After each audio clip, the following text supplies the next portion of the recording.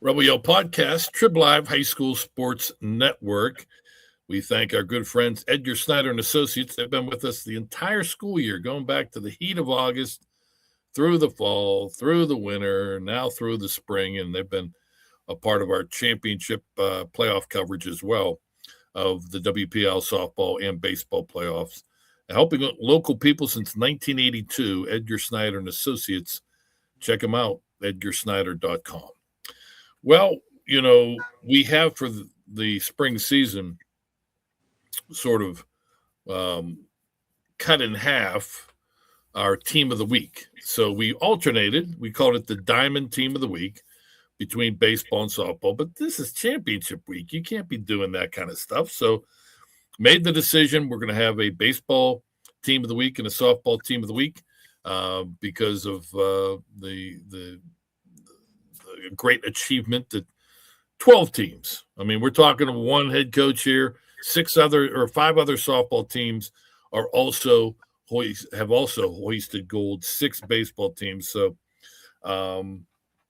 but there's a unique story here, and RJ Matetic, the head coach at South Park, wearing his white and blue, is kind enough to join us. RJ, congratulations, and we appreciate your time.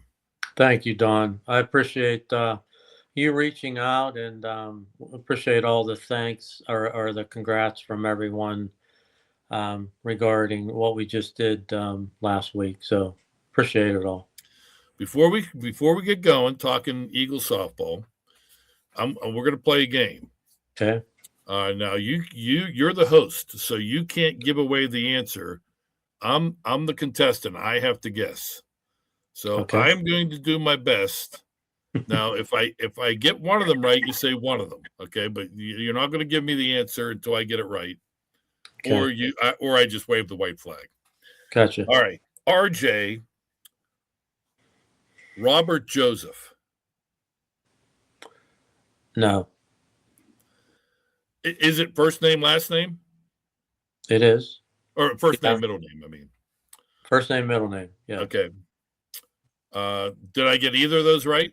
No. Okay. Richard James. Neither. Right. Ooh, wow. Okay.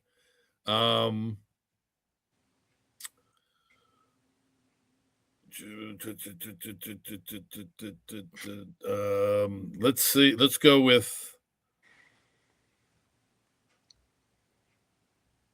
Ronald Jerome. No. Neither, Don. Neither. All right. One more. If I don't get at least one right here, then the game's over and I'm the big loser. How about Raymond?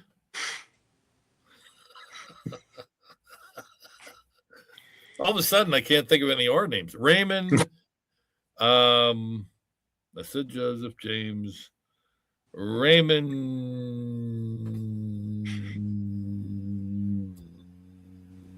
Oh man, Joseph, James. I said Jerome. Gerald. No, that's a G.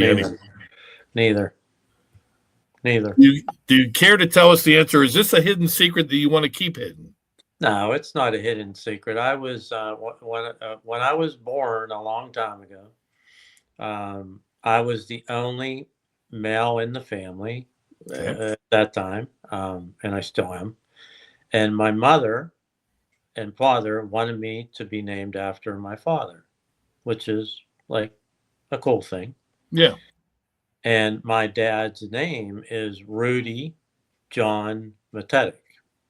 How can I not get John? Yeah.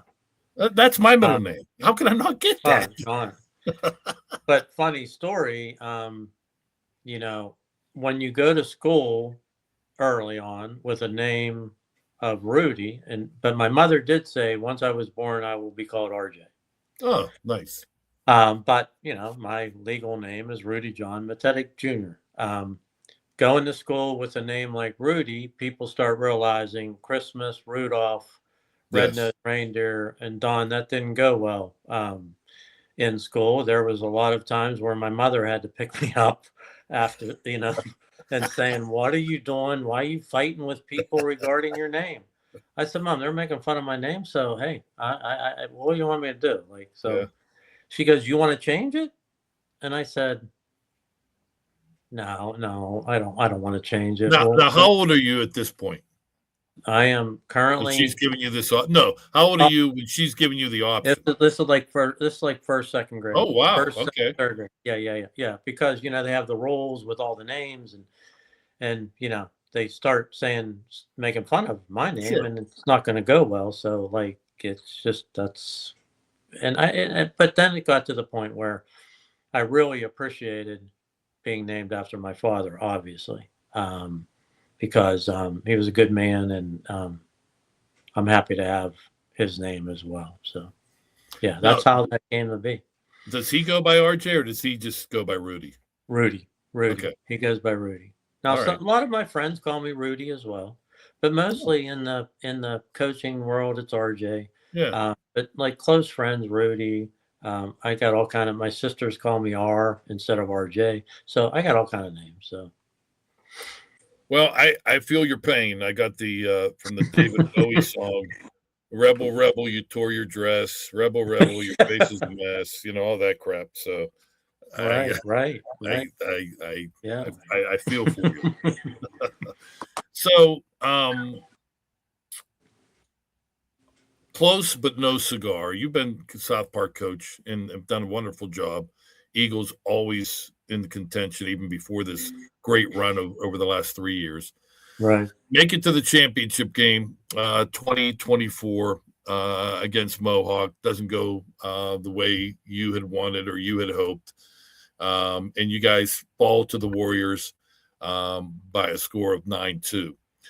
Meet again last year, rematch, Mohawk, South Park. And again, Mohawk gets the better with a 6-1 victory. So they always say third time's a charm. Well, sometimes it is, sometimes it Right. isn't. This one was, from your perspective, probably the girls might have the same perspective, but from your perspective, was the wait worth it? Because I remember, and you might remember, I'm not sure how old you are, but when I was 8, 9, and the Steelers won the first Super Bowl over Minnesota, Super Bowl 9. Mm-hmm. I remember listening to my dad talking, and I'm just learning about sports, so I'm like, oh, this is great. Hey, we won a Right. championship. And he just said, you won't understand how much we suffered when I was young, and even as a young adult, as a Right. Steeler fan, with those bad teams from the 50s and from the 60s. And so when they won it, it was just like euphoria. Having gone Right. through, 2 silver runs in the district playoffs, was it all worth it when you guys won the other day? Yeah. Absolutely. Like I said early on, it's a lot of pressure knowing that you've been, well, not just us, but like others that root for us as well. That, are you going to win it this time? And I tried, Don, to like minimize the hype relative to it. And I kind of minimized the hype even before our season officially started. That I tried to explain to the girls, look, do we have a great opportunity in front of us? Yes. But you can't focus on solely the outcome. Right. You have to focus on the process that's going to get you there. And you have to believe in the process, because if you do, the outcome will take care of itself. Yep. So it wasn't like, oh my God, we'll probably go to the championship again, and oh my, will it be Mohawk? Will it be? It wasn't like that. It was just like, take care of business, Yep. day to day, pitch to pitch, inning to inning, and the outcome will take care of itself as long as we prepare hard, practice hard, and do what we need to do. So that was kind of the message. It's a coach's cliche for a reason, and I love talking to the young players Mm-hmm. We've had Sydney on a couple times, Sydney Mm-hmm. Seckley. Right. I love talking to them when they parrot what their coaches are saying, because that means they're buying in and they're listening. Yeah. But you got to take it one game at a time. If you're sitting there in March thinking, man, if we got to win this time if we get to the Right. championship, Right. you may Right. not get to the championship because you're looking that far ahead Yep. and you're Yep. not focused on the now. Yeah. Yeah. And was it a great feeling? Last Thursday, yes, it was awesome because there's been, and Don, there's a lot of time put in, and a lot of hard work, and a lot of hours to get to, even just get to that point. Right. And like you mentioned earlier, there's a lot of teams that have they should be feeling really good too, and so and feeling success because of where they got to. We were a little bit different because we were there 2 times previous. Now, did it probably help us a little bit? Yeah, I think it helped us a little bit knowing the big stage, knowing what needs to occur. But you still have that monkey on the back saying, okay, you were there twice, but you didn't finish the deal. Are you going to do it this time? And like I said, I kind of try to minimize the monkey situation and just like, let's just take this a day at a time and we'll be fine, like kind of thing. So Yeah, that's smart. Um, how long was it for you after the loss in 24, after the loss in 25, to have the sting? I don't want to say go away; it might never go away, but to have that sort of fade and be trumped by, man, we need to be proud. We need to. This was a heck of a season. Like, I was talking to Bailey Barniak of yeah, Carmichael's, and they were hoping the third time was a charm against Union, and it wasn't. But I right, said, right. you got to realize how many teams would love to be sitting here with silver. I know it stinks at the moment, but I mean, it's still quite an accomplishment to medal, to get to a championship game. And how long for you did it take before you were able to to to to have those accomplishments and the pride of a successful season trump the sting of a championship loss? Yeah, Don, it was, this thing, like you say, it's always there. Look, I am as competitive as anyone. And if I'm in a picnic and we're playing volleyball, my team better win, that kind of thing. And I sometimes got to excuse myself from the volleyball game because it's like, RJ, what are you doing? Okay, I'll go sit down and do something else. Yeah. But like, so I'm extremely competitive. So that sting was extremely hard, and it. I remember that still had this sting from what 24. So it's difficult. However, I think I kind of knew where we were going to end up and be probably after our last section game Mm, because this group um, three-peat 30-0 in section play. um, I kind of had an idea, boy, in the bonding of this group with the seniors, and very special group.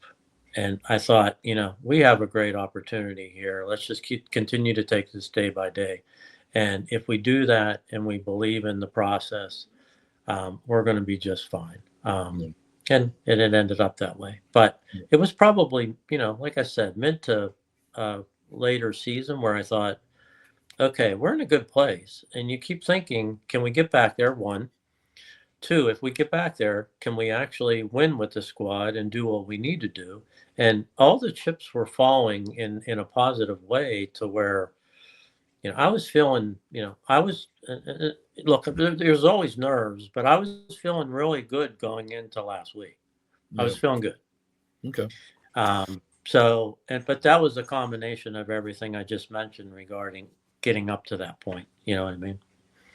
You took over the program in 2021, and you Hmm. mentioned how special this senior class is. Back then, did you realize what you had coming, like up, down in seventh grade, or was it Hmm. something where really, and not until they were under your constant watch, that you thought, we might have something special here with this group. No, and I knew, that this group was going to be special because, we have a middle school program. I'm really close with the middle school coaches, and I explained to them what needs to occur for them to when they transfer from middle school to high school. It's an Sure. easy transition for them, and they should know what to expect from at a varsity level. Very smart. So really close with the middle school coaches, and then knowing the talent at middle school way back when, I kind of had an idea that we're going to be, if we do things right, we're gonna be very successful. And this team or these seniors, Don, they're, if you add up everything, postseason play included, for their 4 seasons, they are 70-12.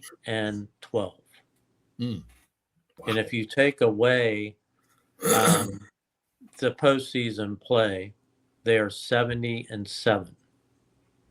So that's what I mean about a special group. Yeah, You no know, question. That's, I mean, we're kind of recent bias with what that 2025 class of Neshannock Lancers did in yeah, their sure. 4 years. Yep. But man, the numbers you're quoting off, very, very impressive. And the one thing I liked, and I'm sure you had a voice in it. Most athletic directors rely on their coaches. You have your schedule, you have your section. Whether it's a tough section or not, that is neither here nor there. But I like when coaches who know that they're going to have a good team really crank it up as far as the non-section schedule is concerned. And you guys definitely did that in 2026. Oh yeah. I mean, we had the Baldwins, the TJs, the Hempfields, um, the Bentworths, um, all good teams with great pitching. Sure. I kind of realized, like we need to play these teams, and we've done it now for 2-3 years. Play these teams to a point where, like, it's only going to make us better, and they always say you can only play who's on your schedule, but you can play some others that will definitely help you Sure. prepare for what's coming later on in the season. And I always try to do that. Anywhere I coached, I tried to do that with basketball, baseball, softball. Like, let's just play out of section good teams because it's just going to make us better. So Yeah. Again, the record is nice for yeah, right. when you're looking at the standings and seeing, yeah, 24-1. That's nice, Yeah, but that means nothing if you're beating lesser teams, and that's then you correct. get to May softball or now June softball, and you're playing the best, and Right. and you just can't get it done. That's right. That's right. And I was after the championship game on Thursday. I was talking to, I'm not sure who, being interviewed, and they brought up a stat that I wasn't even aware of. That they said, "Do you know that you know before the Hempville game that your team was 49 regular season wins in a row?" And I was like, "No, I didn't know that." But that's pretty impressive. It I is didn't. very impressive. That is very impressive. That's over a span of what, 3 years, right? Yeah, Part of right, three right. years. So, felt good. I'm like, thank you for that. I didn't know that. Like, I Yeah. didn't know. But a good group, Slip really, slip that little factoid in your side pocket. There you go. yeah, exactly, exactly. The one thing that was on display Thursday, Hmm. that I think really was a big difference between maybe this team and the Eagle teams that ended up with silver in 25 and 24. You obviously know what you have in Sydney. You have one of the top pitchers in the district, but I thought that the offense, whereas maybe in the past she carried the day, and you tried to scratch out what you had to offensively, the offense said, "You know what, Sydney, we got you," and they sort of carried the day. not only in the championship game, but for a good portion of this season. No, and that was, that's always been a focus the last couple of years is, look, we know what we have in Sid, and we extremely appreciate what she brings to, our team. But she can't do it by herself, Right. especially when we're like pushing toward these later playoff runs and things like that. So we need to put the ball in play, make sure we're all putting the ball in play. That was a goal, and that was we prep for that continuously, depending upon who we're going to see as far as the pitcher. And it kind of showed in the championship game because what did we score? 10 runs on 11 hits. Um, and I think out of those 10 runs, 8 of them were earned. So it wasn't like, there Right. was a couple errors, obviously. So 8 of them were earned. But the nice thing, Don, was we didn't have a strikeout. And that was kind of the goal. Yeah. Like, just put the ball in play, put it in play. And if you do with our defense and pitching, we should be in a good place. Yeah. And it all worked itself out. Danica Trainer's had a nice postseason and a nice, nice season, but she's legit. That there's a reason Mount Pleasant was the 3rd seed, and there's a reason why the Vikings made it to the championship. And to not have 1K on her resume is again a testament to the Eagle hitters. Yeah. How big was it, especially because of the fact that you guys had scored a total of 3 runs in those 2 losses to Mohawk, 2 title game losses, to jump out early?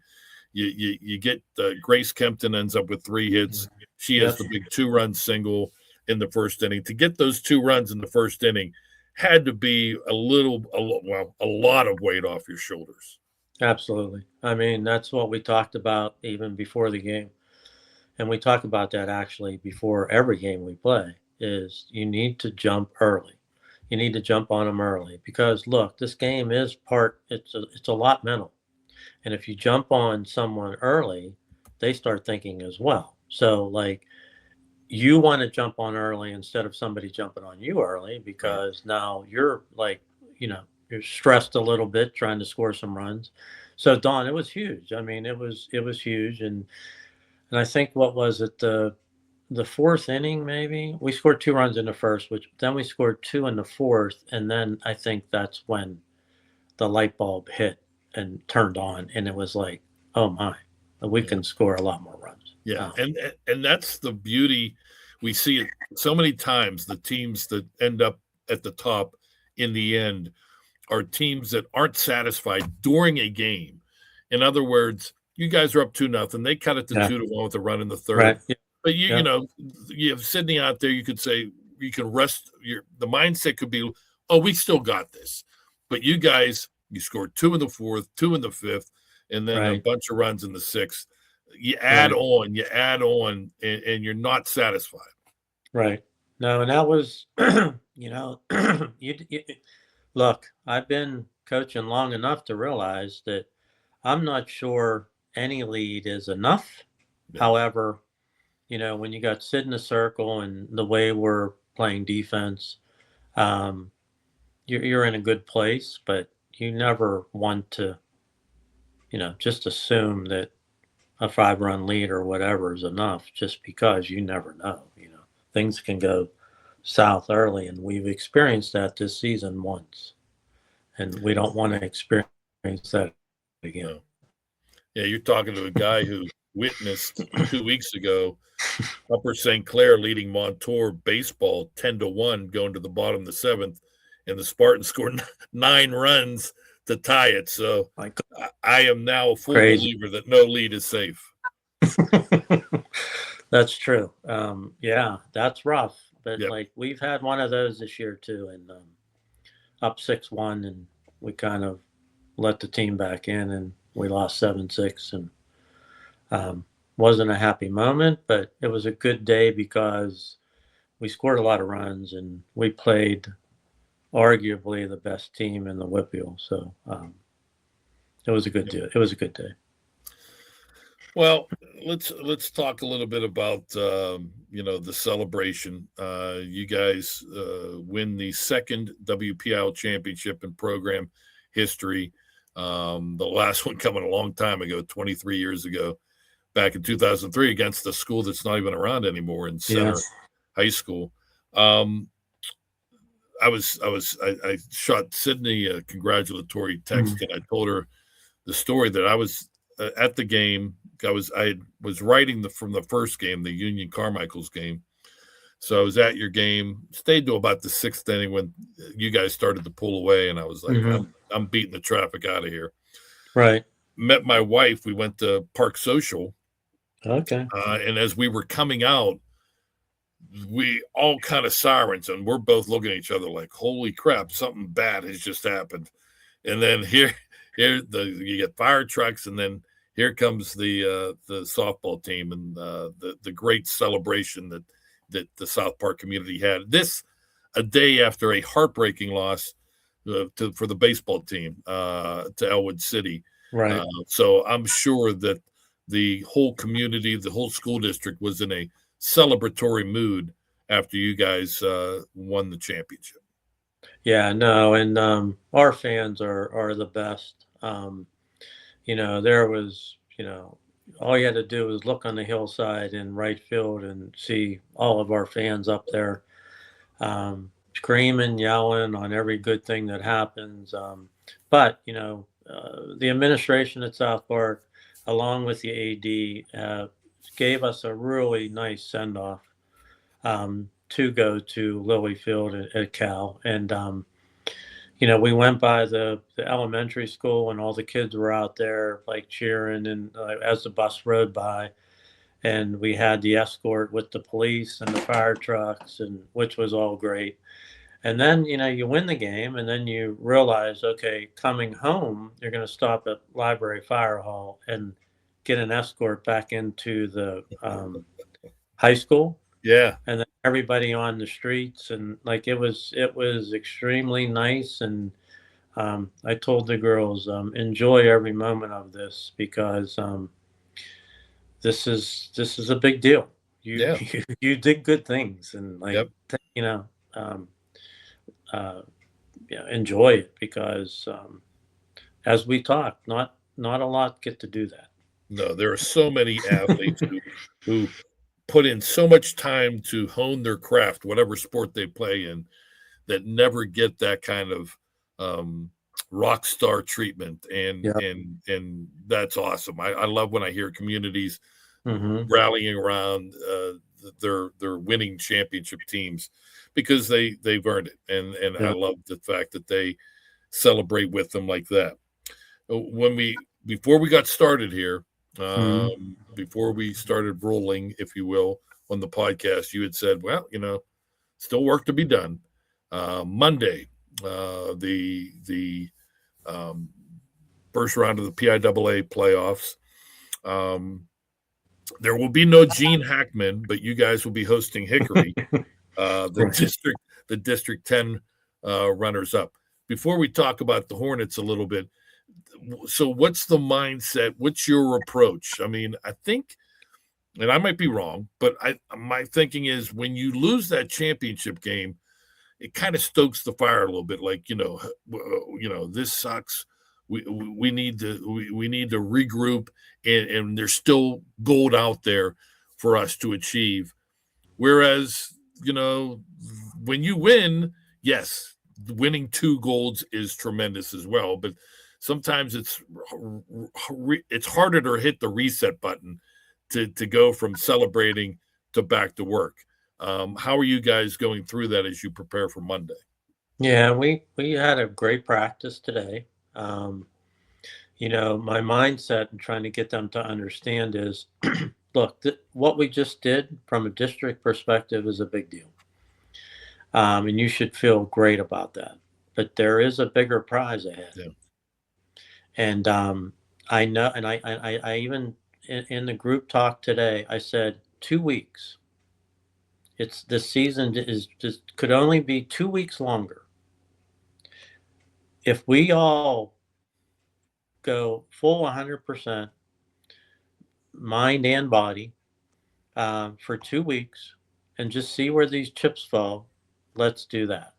Yeah. Because there's, and you think about it, Don, like this will be our third time going into the state tournament in the last, 4 years or whatever. Right. Um, and amongst our other peers with Mohawk and whoever else was seated, like this year it'll be Elwood City, and in years past it was others.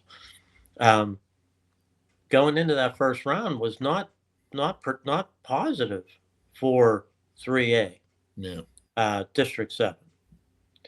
And I think there comes it's like a little block, like you got to overcome this hump because you had all of this hype, and then all of a sudden it's over, Sure. and now you got to get hyped up again because you got a bigger tournament to play. Yep.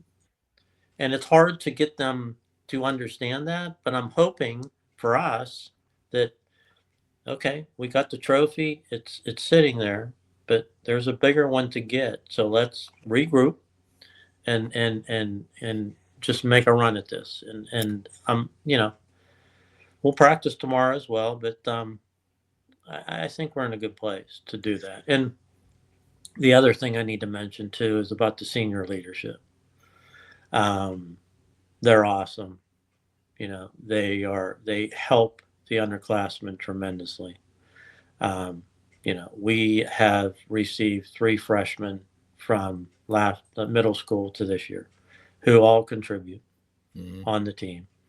And, if it wasn't for my coaching staff and our seniors, they took them in as family, and even all the underclassmen. And I think that's another reason why this is a little bit of different squad, to make this next run here. Sure. So my hat's off to the senior leadership as well. And that's what it's going to take. It's going to take coaches can come up with all the Newt Rockney speeches they want, but it's the senior leadership that's going to get you. I mean, this is legit. They call it the WPIAL hangover. It's in every sport, and it's that first game is usually the hardest one because, again, you're coming from the celebration to the back to work mentality. What do you know? What do you know about Hickory? Well, obviously, good team. Played Sharon tough in the District 10 championship. The game was 1-0. So, I mean, we played Sharon last year, so we have an idea of what Sharon brings. Undefeated. And it's Maddie Vogan is their pitcher, and she does extremely well, both offensively and defensively. And if you look at Hickory, it's almost a mirror image with their pitcher, AJ Jazzbarb is her name, I believe. I don't know. I had it written down somewhere, and I watched her pitch a couple of games. Really good pitcher. Getting recruited. Offensively, she's a tough out as well. Both teams are solid, but with those two in the circle, it makes it extremely difficult. But look, again, we prepare. We have to prepare for them, and for AJ right now, and goal is to put the ball in play and see what happens. And we know we got with our pitcher, and she'll control and she'll do what she needs to do, and we play good defense, and hopefully that's enough to succeed and move on. So. Rudy John, he's the artist now known as RJ Matetic, kind enough to join us. RJ, congratulations to you, your staff, and all the team members, and everybody that has contributed to this great 3-year run that finally ends in gold. And we wish you nothing but the best in the state playoffs. Appreciate it, Don. Thank you for having me, and go Eagles. Go Eagles. Flying high after a WPIAL championship victory over Mount Pleasant. We thank RJ for joining us. We thank our friends at Edgar Snyder and Associates for sponsoring us, and we thank producer Chris Lackner for just getting us here. That's what we thank him for. I'm Don Rebel. Enjoy the upcoming state playoffs here on the Trib Live High School Sports Network.